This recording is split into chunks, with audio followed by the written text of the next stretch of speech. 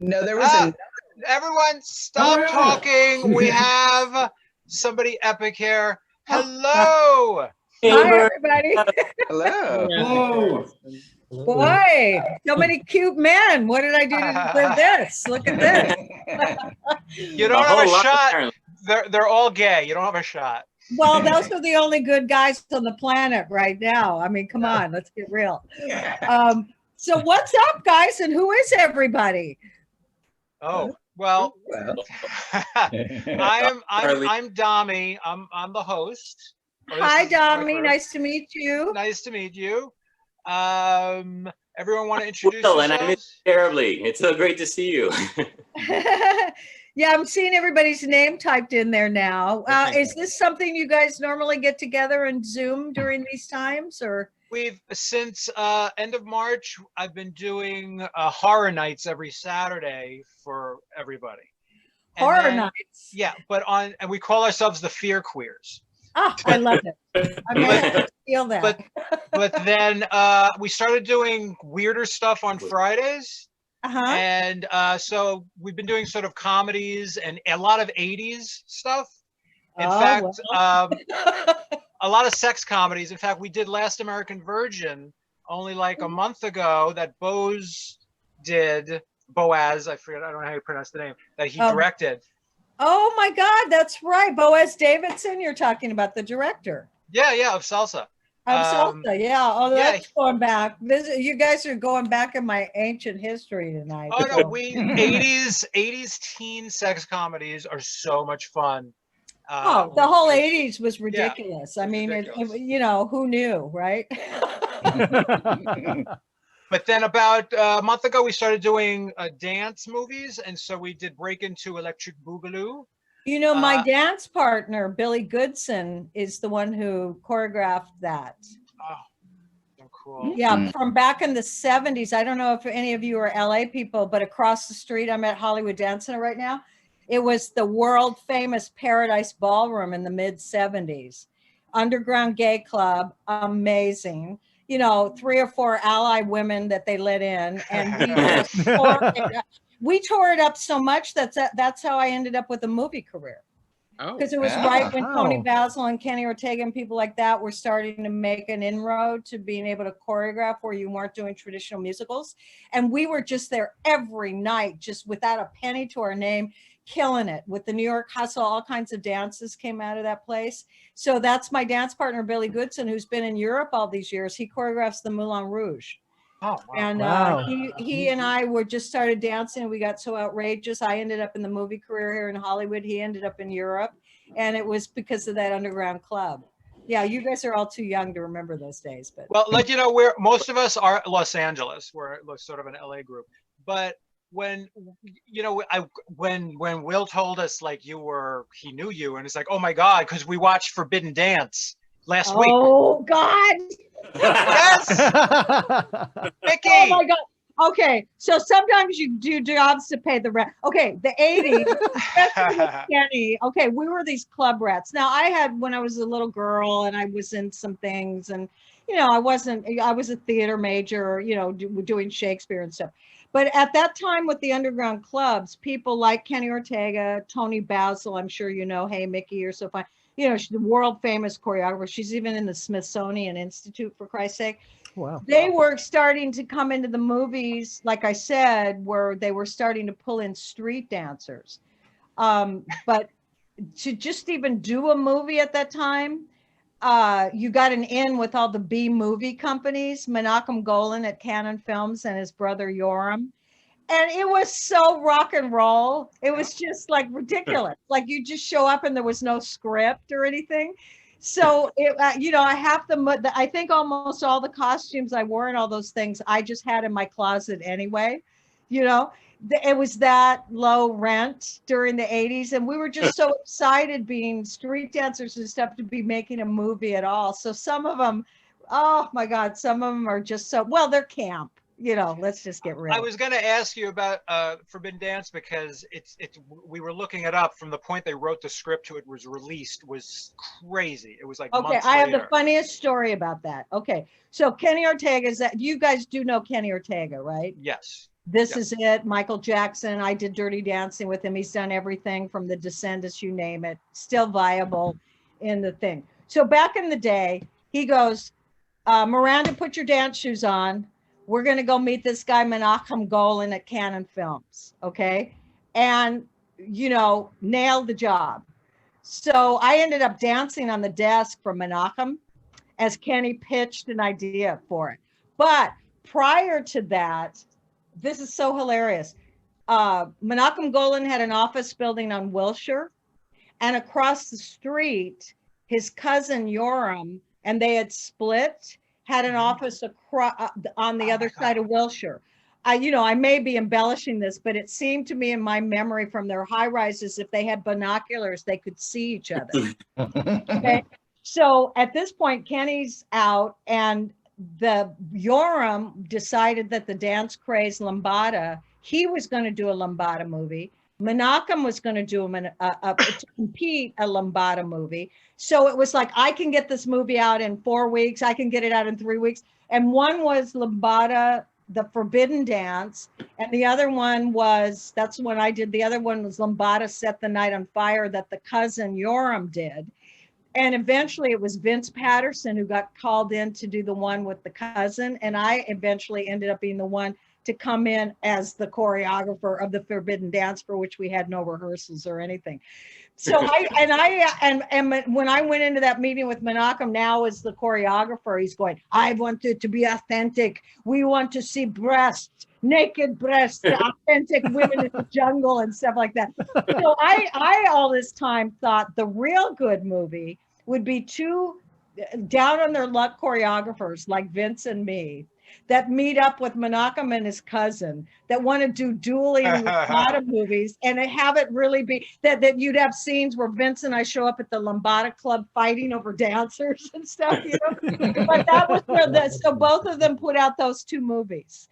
Just to remind you that both movies came out on the same day. That's how competitive they were. That was the competition. Yeah. That was to the death competition between the cousins. I can't believe you did an impression of him, because the two of them are sort of such historical figures in movies. And I wanted to ask you about them, and you just told us. That is so great. Well, Menachem was, I actually did a movie in Budapest behind the Iron Curtain with Menachem called, it was based on Three Penny Opera. It starred Raul Julia and some really amazing English actors. It was called Mac the Knight. Oh. And I get a call out of the blue from Menachem, who had already worked with, I guess, on SALSA. And I was flown for 3 months behind the Iron Curtain in Budapest with Menachem. And he and his daughter, Yael, was the AD, and she was this just amazing, viable person. And, you know, he's rotund with the hats, and he was such a dreamer that he really envisioned himself as an auteur. And now he's going to do Three Penny Opera with Raul Julia, had Julia McGuinness, the opera singer, in it. The guy from The Who was the minstrel in it. Who's the famous guy from the band The Who? Roger Daltrey. Unbelievable. And there I am behind the Iron Curtain with Menachem Golan. So he's this visionary, crazy person, and his syntax for English was so crazy.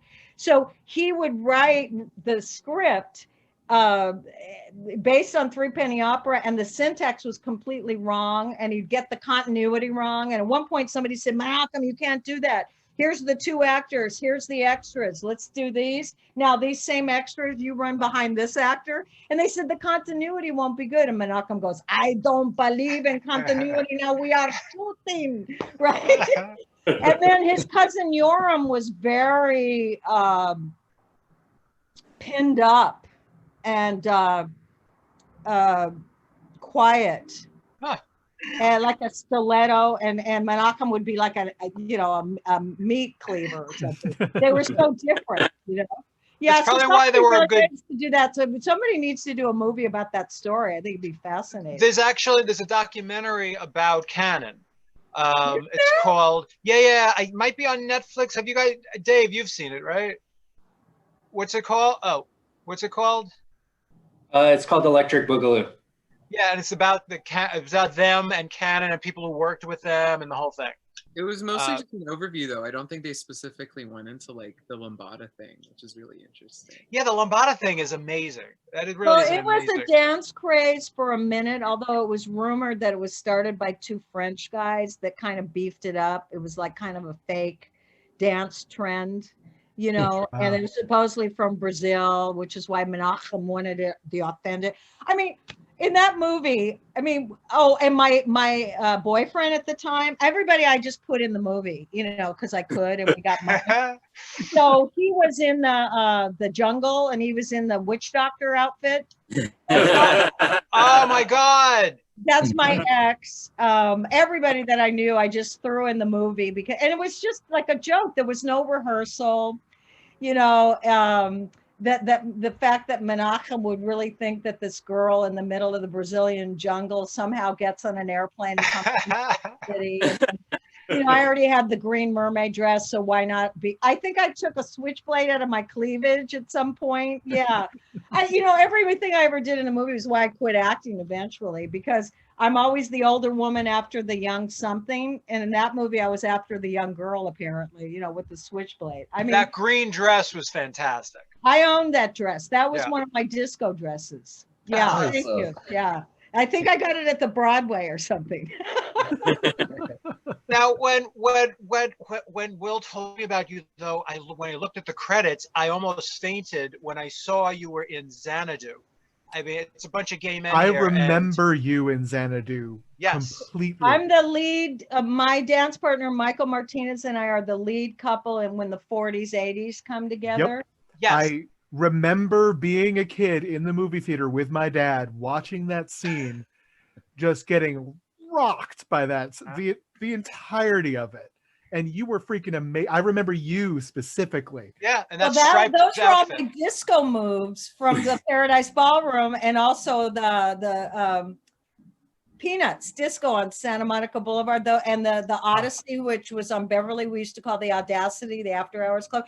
I was there when I said I was there nightly in the underground, the rollout, right, all that stuff. And that was my partner, Michael Martinez, who sadly passed away last year. And we hung out at Oil Can Harry's, you know, like 24/7. That's still so there. So yeah, that we really repped the disco era in LA. The underground gay disco is where it was cool. Yeah. Oil Can Harry's, I think, was just closed down recently because of the pandemic. Oh, really? No, yeah. I think it's a real estate thing. They're selling it. Yeah. And the Circus Disco. I mean, I used to live there. They tore that down. It's really sad. Yeah. But I heard through the grapevine that it was a real estate takeover and they're selling it and they might tear it down. But I hope I'm wrong about that one. It's unfortunate. It's sad. But Miranda, Xanadu is one of my favorite movies ever, and I'm so ashamed of myself that as long as I've known you, I never made the connection that you were in it. Well, again, I was like, you know, you're talking about the 40s, 80s number, or you're in two scenes, right? You're also in the makeover scene, like they're buying new clothes for Gene Kelly. Oh, what around the world? I am in that. Oh my God, yes. It was one of artist friend of Kenny Ortega did these spray shirts that had, was in at that time, and I think at some point I go like this. Yes. Yes. Oh, you're the tiger lady. Yep. Yeah. Right. Oh my God. I mean, the amazing thing was working with Gene Kelly, and I have a picture of myself from the Ferrucci scene where I'm dressed like, I do the tiger thing, but I'm also, when he jumps out of the clothes rack, and then I'm there, you would never know. They made me cut my bangs. I was supposed to be sort of Sid Charisse-esque. Mm-hmm. And then but the actual little dance that I did with Gene Kelly got cut out of it, but I have the photograph of it still, which I'm very proud of. Like you had to get the footage for that, you know? Well, back in the day, to get footage was really hard, with YouTube, you never know what's going to show up there, but, and I got to know him fairly well. And cool. He was really an extraordinary, I mean, what a privilege, and being my generation, oh my God. Because I remember we rehearsed at Debbie Reynolds' dance studio, another dance studio that's gone. And we were doing, with Kenny, it's everything but the kitchen sink in his production numbers. He uses a lot of street dancers, like he'd just yell your name, you're off camera, and go like this and you're on screen. Just keep improvising like you're at the club until they say cut, right? So anyway, he had Gene Kelly come and look at this thrown together production number. And we were just so excited. And that's back when Debbie Reynolds used to have all the old movie posters. And our generation, we knew who all those movie stars were in those posters at that time. And he came in and sat and he watched the number once and he knew every lick of that number, what everybody did. Wow. You know, he was pretty tough too to work with. You know, he didn't suffer fools well, but that was the real thrill, was working with him. And I love it because in the movie, the one movie I do like, a part I like, is when the young guy lead is saying, oh, I envision the club looking like this. And Gene Kelly goes, no, class, or I forget the line he says. And then they cut to my girlfriend, Ellen Cadwallader, first, and her dance partner. She's in a full purple dress with a leg thing. And then the boy says, no. And then showing Darcel, who's strapped to the amps and all the crazy 80s stuff. And then they come back and then it's me and my dance partner. And I love it that we're in the vision of Gene Kelly in that moment. Sorry. When you were shooting all of that, I mean, it's an insane sequence to watch, right? There's so much going on. Yeah. Is it slower when you're doing it, or is at one point, is everyone there? Is it just sort of everyone? Okay, with Kenny Ortega, like 2 seconds before, he just goes, you guys get up on the damn platform. You know, it's just, you know, I went off in the corner with my dance partner and kind of, you know, when you're a club dancer back in the day and you did dance contests a little bit because you needed $25, you didn't have choreography, but you had little sections. Like if you roll out and then I roll in, I could whisper in his ear, the opening flower. Okay. Right. So, you know, it took us 2 seconds to put our little thing together because it was already in our vocab. And then everybody else kind of did their thing, and Kenny would just throw people up there. It was, he's so innovative and so wild and childlike, and all his friends are in there. Half those people were his roller skating friends, all the tightrope walking. Kenny and my juggler friends, we all tightrope walk together. So whatever we were actually doing in life, we just threw it in the movie. Great. There was Dave. So what? It's Lonnie, right? Lonnie Carvajal. Yes. Okay, Miranda, listen. Lonnie is in Roller Boogie, and me and my friend Dave love that movie, right? And he's in it a lot. Like, he's just one of the dancers and everything. And we just, I don't know, there's something about him. He was just so adorable, so sweet looking. I'm like, I love this guy, right? And then we tried looking him up, and then we found out, you know, what happened. Yeah. And I can't believe you knew him. I just want to know, what was he like? Okay, so from the Paradise Ballroom to Peanuts to the Odyssey, Tony Basil, people like that. My girlfriend and I, Sandy Gray, who's in that big extravaganza Xanadu number. She's the cigarette girl. Kind of, she looks like a pinup with the cigarette thing, the box, like the cigarette girl. That's my best friend. Okay, so Sandy and I were working on, I guess it was Xanadu, and it was just really bored, and it's Kenny, so you could be ridiculous in the sound stage. And Lonnie was doing flips across the thing just to be funny, and he would put glasses on and have a book in his hand while he did all those flips, pretending to read. And oh, honey, you didn't. Blah, blah. And Danny Lugo, who was in this group called Danny Lugo and Destination, he had one really big hit at the time. It was a remake, Move On Up. It was a remake of the Curtis Mayfield song. Huge hit in the 70s. Well, Danny stops by the set just to visit. The girls in his group that he was on the road with were Maureen Yahand, who went on to do the dance double for Flashdance. All the dancing's actually her, and this other girl named Sarah Miles, and they both like skinny, la la la. So here comes Danny to the set of Xanadu. We're acting up with Lonnie and everybody.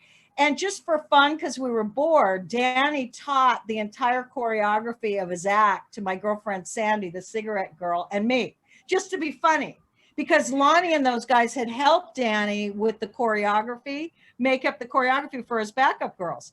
So right around that time, Danny is due to go to Ecuador with Move On Up, his group. and those two bitches quit on him. And the only two other women on the planet that knew the choreography was me and my girlfriend Sandy. And he called us and we went. And Kenny just goes, "Oh my God, Miranda, you're so street. You just left a movie so it was hilarious. And we traveled with Danny Lugo and Destination and stuff. And Lonnie had lived with Danny Lugo of Destination, and his wife, Jerry Lugo, is a fashion designer. So Lonnie lived with them. And when Danny Lugo also died of AIDS, her husband, Danny, and who I went on the road with Sandy. And then his widow also looked after Lonnie when he got really sick and kept him at her house. And yeah, he was just such a beautiful, beautiful guy. I mean, to have lived through that era where we lost so many people before they really found appropriate drugs and stuff was just heartbreaking. My dance partner, Billy Royo, passed on. I mean, I've got so many friends that didn't. Yeah, it's hard when being a fan of the early 80s dance stuff, and then you look up certain people and it's just, we kind of like lost a generation. Yeah. We also did a show in Las Vegas for Kenny Ortega called the Latin Quarter. And Michael Perea was one of the choreographers, my dance partner, Billy, Lisa Nunziella and her partner that had won Star Search. All those guys didn't make it. All the guys from that show died.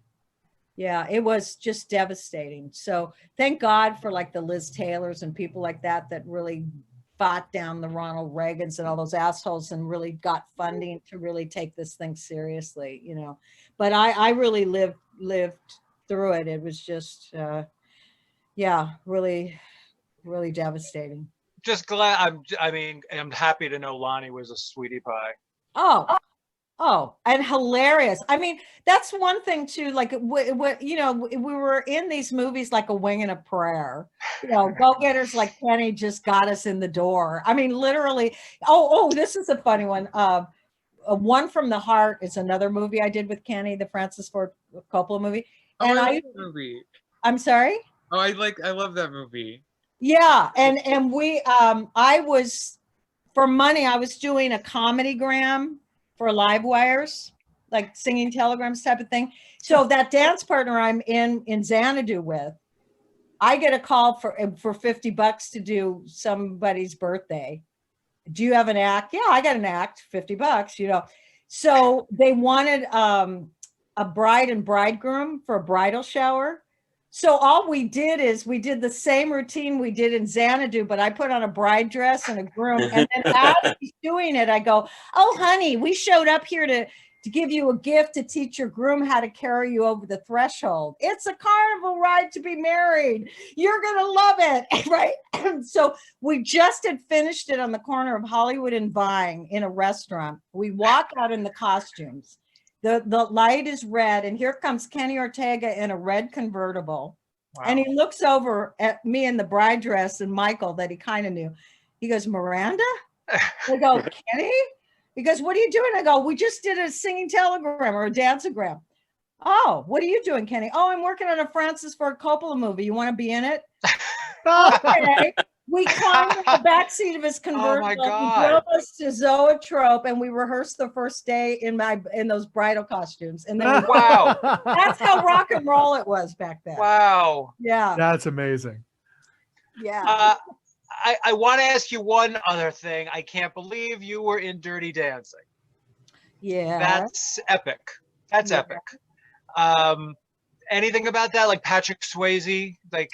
Well, yeah, and I'm on a million interviews, Netflix, on all, depending on which CD you buy, the extras. I've talked about this on a million interviews. But when I first got Kenny Ortega again, called me over to his house. The writer Eleanor Bergstein had come out from New York, and at that time at Kenny's house, she's telling me about the thing, and because I was partner dancing with Kenny all the time, he knew I was the partner dance queen.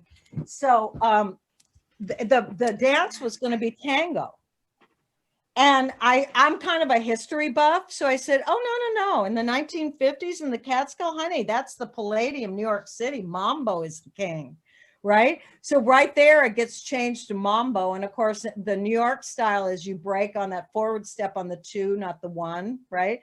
So now we go into the Dirty Dancing thing with Eleanor, and it was so low budget.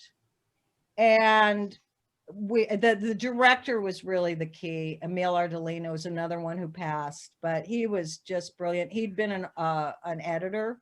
In fact, he had directed a documentary called He Makes Me Feel Like Dancing, about a little boy in New York City where they brought all the kids on stage to learn to dance with Jacques D'Amboise. If you go watch that documentary, you'll see the heart of that documentary, and then it makes sense that Dirty Dancing succeeded. I mean, we all thought the script was stupid. I remember talking to Patrick about it, like, nobody puts baby in the corner. We were like, right? And I was just going there to be the assistant choreographer. There was another woman playing my part, Vivian, the older woman, hi, little boy, I got, Vivian and she was kind of the lady that was playing the mother was a nutcase. They fired her, and Kelly Bishop, who was playing the big Broadway star, Kelly Bishop, she was playing the role I ended up playing. So they elevated her to the role of the mother, and that is who is the mother in the movie, Kelly Bishop. She's from Chorus Line. She originated the role Sheila in Chorus Line. And then they're stuck for the part to play this Vivian character, the Bungalow Bunny. And the director and everybody just kind of turned and looked at me and like, well, she's already here. And they just threw a script in my hand and go, read these lines. Can she read?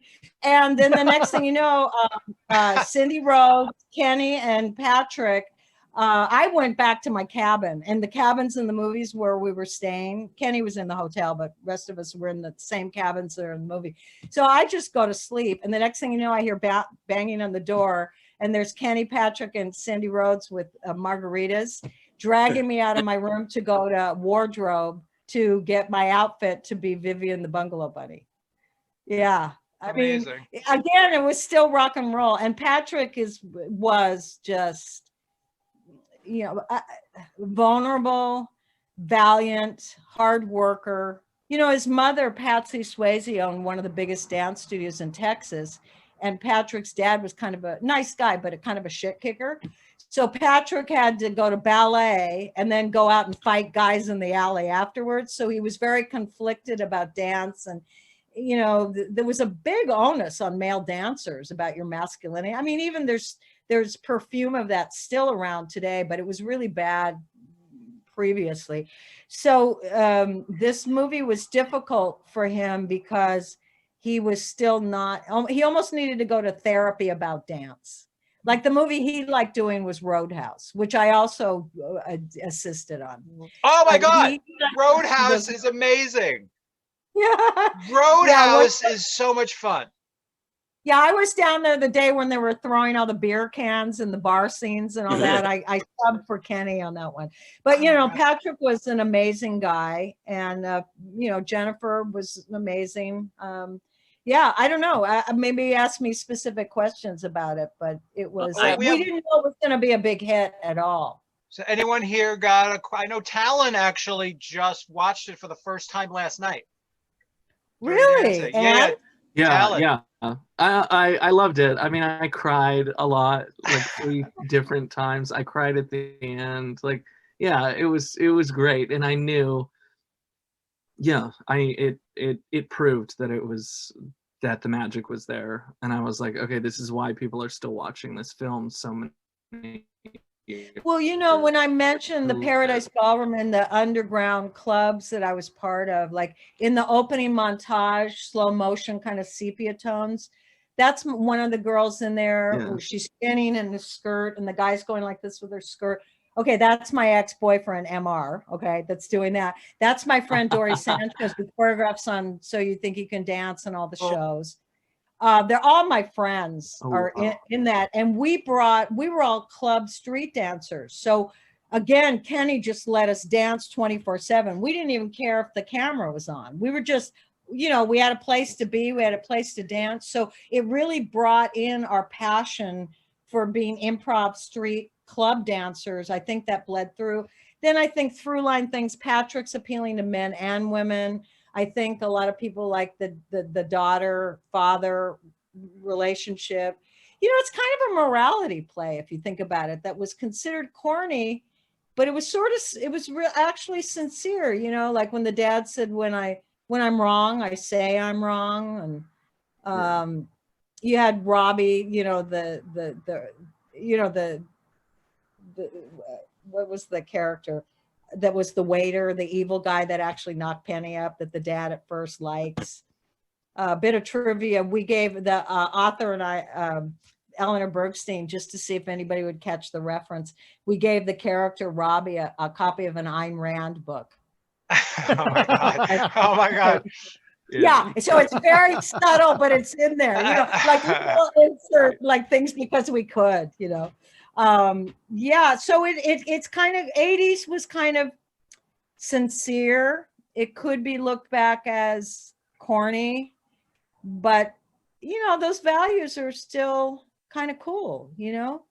Well, it Like, made a millennial cry yesterday, so it still works. That's amazing. Yeah. Miranda, there's a question I definitely have for you about Dirty Dancing. And it's when you're dancing with Patrick Swayze and you're sitting there, how, you know, if the dance lessons are paying off, and then you just reach up and you touch his face. Was that like directed, or was that like pure Miranda? No. Okay. So I have, first of all, when Patrick and I started dancing, they were going to shoot it. The director said cut, and he goes, "You guys look too good. I don't trust you guys at all. You're too, you know, you're too fired up." Because Patrick and I did all the dancing with Patrick to get, and Kenny would dance with Jennifer to get their dance together. In fact, somewhere in one of those DVDs has Kenny Ortega and I doing the dance on stage, and then it morphs into Patrick Swayze and Jennifer. It's on one of the DVD extras, right?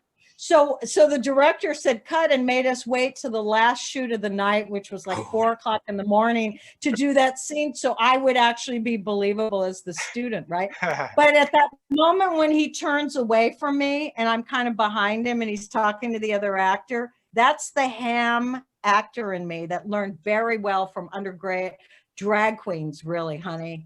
Take it. I just started playing with the lint on the shoulder to include myself in the shot. That, how wonderful that you noticed that. That was my design. So my second question you answered was going to be, and was it worth it to, you know, to dumb down your dancing and appear to be a student just to be able to dance with Patrick Swayze and to be able to touch him? This is how, well, I wasn't attracted to Patrick. Patrick remained, and even after the movie, my brother. I mean, and in fact, Patrick fell asleep one of the nights in my cabin. I had twin beds in there because we had stayed up. Between Kenny and I, we would stay up half the night with Patrick drinking beers because he was very conflicted and depressed about dance. So I fell asleep on my twin bed on top of the covers, fully dressed, as did he.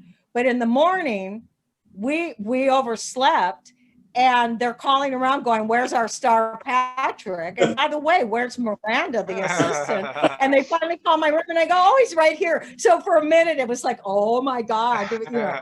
But yeah, then I lost my train of thought. But yeah, I don't know. What? It's method acting. You were just playing your part. Well, yeah, I mean, you know what was weird is that I was there as an assistant choreographer. I hadn't acted in years. I never was all that comfortable acting. You know, I wanted to be a Shakespearean actress. You know, I'm like a bookish little closet nerd with literature. But you know, it was kind of embarrassing to be acting in front of the crew once I got into that role. Like when I come out of the cabin door, you know, after I've been with Robbie, you know, all that's looking at me as I came out of the cabin door is the crew. And they go, "Oh yeah, Miranda, what are you going to do? Be an actress now?" I mean, they were really giving me shit. Yeah. So, but I knew who that woman was from teaching years ago you know, when I was really young. I used to teach at Arthur Murray. And I recognized, you know, my take on Vivian, because you could play her very one-dimensionally, you know, but at least my subtext inside was, here's a woman that married for money. She's living the life in New York. She comes up early to the Catskills. When's your husband coming up? Friday, must be, and she throws around her husband's money. The director didn't want to show a scene with Patrick and I together because he felt like it made him look bad than when he's with baby. But the suggestion is women like her throw around the money and sleep with the dance teachers until their husbands get up there. But when I came out of the cabin door, see, the reason I end up sleeping with Robbie in this tryst is because Patrick turns down the money from my husband. So when I came out of the cabin door with the crew looking at me, I go, how am I going to play this? So when I was behind the door, I thought, oh my God, this room, the smell of the night before. And if I can just pull it together, and that's why I asked, can I have my nylons in my hand and the creaky floor and the door, because I don't want to wake up this young man that I just slept with, right? Once I get out the door, I'll go, okay, the mountain air, is there anybody around? Okay, for a minute, I'm okay. And then as I walk forward, I was directed to look up the hill, and that's where I see Jennifer leaving the cabin from Patrick Swayze. And then it's like, okay. And then what I did to save myself as an actress, I thought, oh my God, he slept with this young girl last night. He's been sleeping with me. And I thought I was young. But when he slept with me, he was this close to my face. He saw my wrinkles on my face. He saw my wrinkled face. And then the key moment that I said, and all this was in my head, was, if that was Miranda, I'd laugh my ass off. I think it would be hilarious, but not Vivian. I said, how long can she hold the thought that if he went with this young girl, that it just was that moment she realized, I'm not pulling this shit off. How long can this woman live with that? She can't. So when the very closing of the scene, what I thought was, you are so fired. And that's what she goes and does. And so that vulnerability, that this is a woman that married for money, all the money in the world, dissatisfied life, goes to the Catskills to hang out with, for the fantasy of having maintained her youth with these young, penniless ballroom dancers, but her bubble was burst in that moment, and she was not ultimately a good enough person to live with that reality, and that's why she got him fired. So that was, I guess that's kind of method, but it felt like a safety to that I made an internal script so the crew laughing at me wouldn't get to me, because I was really nervous, I think like most gay men have actually been through that exact scenario of trying to tiptoe out of the room without even waking the person up. Oh yeah, I mean, that my joke is, how did I know about that, right?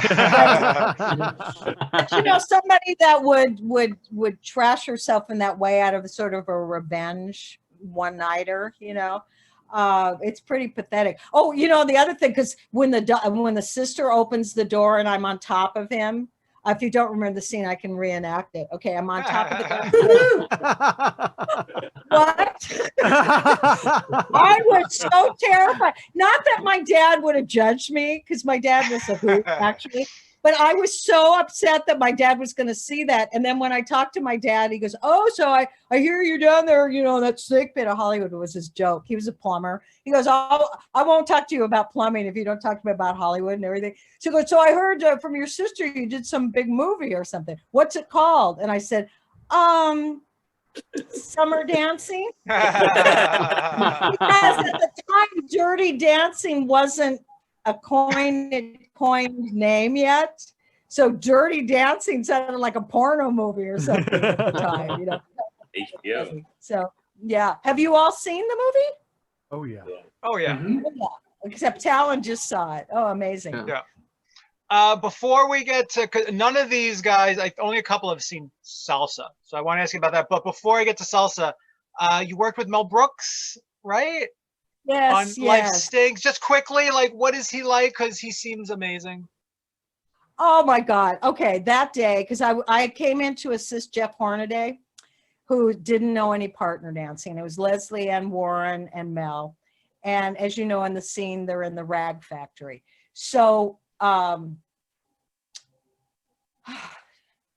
It's for Life Stinks for the guys. Life yeah, Stinks. no, who I was assisting. You know, when you get old and you get tired. I've been going since 8 o'clock this morning. Oh my God. Anyway, so he just said, I don't want to choreograph it. You come in as the assistant because I'm going to get, he was getting his first directing job. So he kind of let me decide what to do. So because I'd work with Kenny, all I had to do was pick, you know, run over here, up in the thing with the shawl, do some shawl dancing. Great, run down here. Oh, we got a pole. Look gorgeous on the pole. You know, it was that kind of thing where you give an actor playing areas, and then you find out what they can do, and then let them kind of have some freedom. Go to area 1, 2, 3, 4, and have freedom in it, right? And then we're stuck with Mel because Leslie Ann Warren's a dancer, and that was a piece of cake for her. So we got Mel. So all Mel, I said, Mel, everybody's got a dance they do in the shower or 1 or 2 groups. I know you got one in there. And you know, when he you can't see my whole body, but he jumps forward with 1 foot kind of up in the back and goes like this, like the hand. That was his step. So what we decided to do is let her dance all around him with him just, you know, admiring her. And then he would do the Mel step, right? And he was just a doll. Hilarious. And Anne Bancroft, his wife, showed up that day on the set. Awesome. Okay. Awesome. Oh my God. And she and I were both born on September 17. So she's also a fellow Virgo and on the same day, but I just love her. And she was so great and gracious and lovely. And the two of them together were so madly in love. And that's so Virgo. Like she could have been with like somebody that looked like Clark Gable, but you know, you go for the funny guy, the brilliant guy. You know, Mel was hilarious and genius, really. I mean, yeah, so that was the thrill to be able to work with him and Jeff Hornaday. Thank you. It took me a second. And Leslie Ann Warren and stuff. Yeah, boy, you did your homework on that one, Life Stinks. But my credit is assistant choreographer on that to Jeffrey Hornaday. Okay, so I don't want to keep you forever because like whatever. But let's talk salsa for a minute. No, who here has seen salsa? Got Will and me. I think that's it. So okay, I always go salsa, the movie or the condiment, right? Yeah. Well, salsa was another Canon Films extravaganza, and actually, salsa was the one I danced on the table for Menachem Golan. I think I'm getting my stories a little crossed. But anyway, it was just this thing where Kenny came in, Menachem Golan, and yeah, that was the one where I danced on the table because I was just coming in with Kenny to help him get the job, and I was an assistant choreographer. And Menachem decided to just write a part for me in the movie, and the part kept getting bigger and bigger, where I ended up being the evil nightclub owner, La Luna, which means the moon in Spanish, I'm sure you know. So all of a sudden, I'm the lead of the movie, and it's with Robbie Rosa, who was very famous in Latin America in Menudo, and just hot, fabulous kid, just the best. And here I'm playing the evil nightclub owner. And then Kenny is just so fabulous. He said, well, honey, if you're going to be La Luna, we need to make you a nightclub. So in this sound stage, I was going towards downtown LA was that entire nightclub with whole cars crashing through the walls. Kenny goes, we're going to have a stage for you, honey, with like 25 red congos with congueros. We had Celia Cruz, Willie Colon, because we could. We put all of the Latin musical stars in the movie that we could. And that's the thrill of my life, as stupid as my character was in that outfit. Those were all my dresses also that I went out and bought with my own money. But I got to introduce Celia Cruz like she was, you know, as the owner of the nightclub. I get to introduce her, the legendary Celia Cruz, and get to introduce her. And of course, what am I? The older woman after the young boy in the movie who eliminates his girlfriend and gets it done in the end. The funniest part, if you remember, There was also another villainous girl in it who liked Robbie. Do you remember her part? Oh, well, not very many of you have seen it, but she's the young girl. I'm trying to remember the young girl, the actress's name. But Robbie Rose's character has the good girlfriend, and I'm the evil nightclub owner that tries to interfere. But there was another girl at the birthday party scene that tries to kiss Robbie. She's a young girl. And at the end, I always said, as I storm out, done in, evil that I was, and exit, I always thought I should have run into that girl that played the young villain, and that this would have been the introduction to the sequel. Just as I exit the club, there she is, and she looks at me and she says, "Mother?" At long last, I gave her away in adoption, and there's the sequel. And now the two villainesses team up. That's my sense of humor, anyway. Now we're going to imagine that at the end of the movie. Yeah, please do, because I think it's hilarious. But again, the dance numbers were decent. I think that even though it was a B movie and a lot of dumb stuff, I mean, there was some really heartfelt dancing going on in that movie and stuff, you know. I mean, who is that saw? Willem, you said you saw SALSA. Yeah, I've seen it. They showed it at New Beverly here in LA a couple of years ago. Oh, did they? Yeah. You know, I hear from a lot of people around the world. When I was really deep into the LA salsa world, this is a lot of years now, and I'd go to the clubs, and these young guys would come up to me, and you'd see them whispering, and then they'd come up, because I don't usually wear makeup, so I don't usually do the drag. But they'd come up to me and go, "Oh my God, my friend told me you're the lady from SALSA." Yeah, I am. And he goes, "Oh my God, when I was in Barstow, when I was in Mexico City, when I was in Indiana, wherever it was, I was 8 years old when I saw that movie. I was 10 years old, 12 years old when I saw that movie. And I told my mother one day I would get to LA and meet that woman, La Luna, and prove to La Luna that I was a better salsero than Robbie was." And so for my entire involvement in the LA, I never lacked a dance partner in the LA salsa scene because of that. They all wanted to dance with La Luna. It was like they almost really believed I was La Luna. It was very sweet. Yeah, very sweet. So well, listen, we'll let you go. Everyone, does anyone have a question before we end it? Are we good? I talked a lot. I think you've heard. It was great. This is what you do when you get older. You corner young people and tell them all your stories. Right? No, should I corner hear it? Yeah, you have an audience that's happy to hear it here. Yes, very happy to hear it. Well, thank you very much. And another opportunity would be great just to be on the Zoom to meet you guys and hear all of your stories. Oh, we are boring compared to you. Everyone, give a thank you so much. Tom, thank you for introducing me to everybody, and thank you so much, Dami, being the host. And I look forward to meeting all of you and really getting to know you guys later. So have a great one. Bye. Have a good night. So much. Bye. Stay well. Be safe. Oh, what a nice lady.